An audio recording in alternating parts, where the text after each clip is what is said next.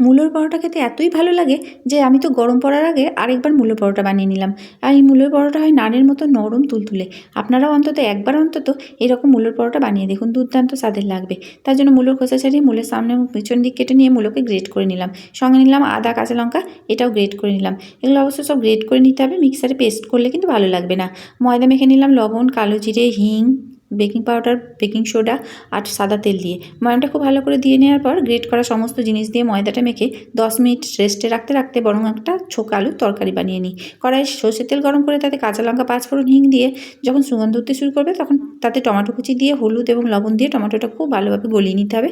যখন টমেটো গলে যাবে তখন সিদ্ধ করা আলু এর মধ্যে দিয়ে কিছুক্ষণ কষিয়ে নিতে হবে। আলুটা কষানো হলে পরিমাণ মতো জল দিয়ে ফুটতে দিতে হবে। কিছুক্ষণ ফুটে যাওয়ার পর কুচানো ধনেপাতা দিলেই তরকারি তৈরি। তা করতে করতে গরম গরম পরোটা আরেকদিকে সেঁকে নিয়ে গরম গরম পরিবেশন করলাম তরকারির সাথে। আপনারা অতি অবশ্যই খেয়ে দেখুন, দুর্দান্ত লাগবে। ধন্যবাদ।